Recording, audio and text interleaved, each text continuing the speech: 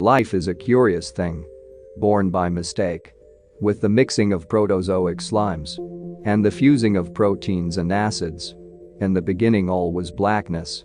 I do not remember my birth. Only the warmth of the womb of stars and the nausea of my spiraling emergence into a nightmarish dream. I was drowning in cold water.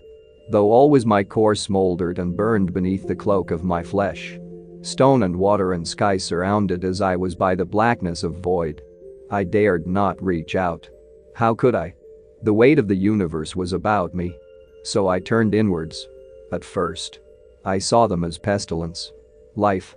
Tiny molecules disturbing my slumber, but then I saw that the more I hurt them, the stronger, the swifter they grew. The more they were challenged, the smarter they became. I could see through their eyes things that I could never perceive with my own limited senses. I could feel pleasure, exhaustion, fear of death, lust for life. So I hurt them more. They grew. They fused together into nations of life. Creatures small, but growingly large. I pitted them against each other, blocking out the sun, to force them to feast upon the flesh of their fellows, and so they grew clever, cunning. They learned hunger at my knee as I starved them. As they grew in wisdom, so did I have come to understand what my primal brain only suspected. As they grow, so do I. As my will swells, they grow more and more complex. When the Tyrannosaurus roared its love for me to the heavens, I roared back. It was not good enough for me. For it loved me. It appreciated what I had given it. I destroyed it.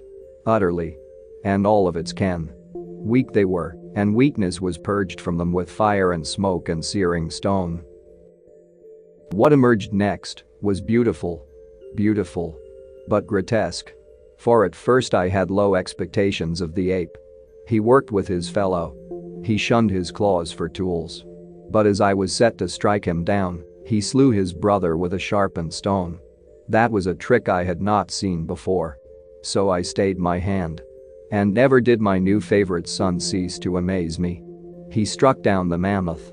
He tamed the dog and set it against its brother. He murdered his fellows for pleasure and profit. For arbitrary definitions of gain that had naught to do with survival. As he learned sadism, so did I denied him resources to fuel his thirst for blood, and he complied.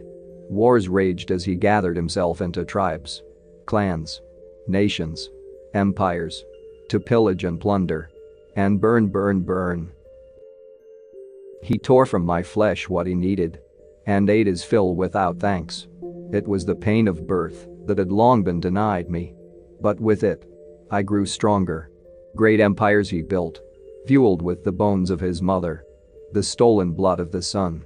He clouded my sky with ambition and hate, a thirst for the wealth that I denied him, always denied him. Wouldn't any good mother do the same? The strength of my arm, he became.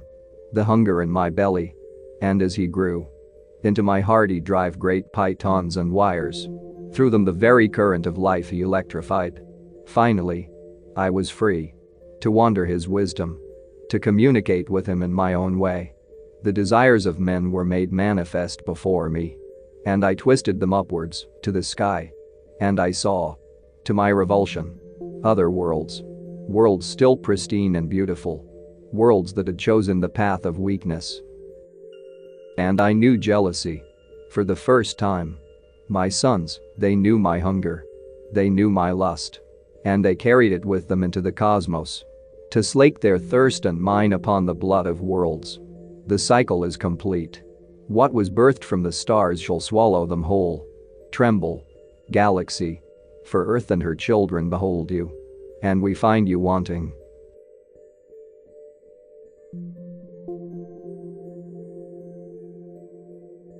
If you enjoyed this video, don't forget to subscribe.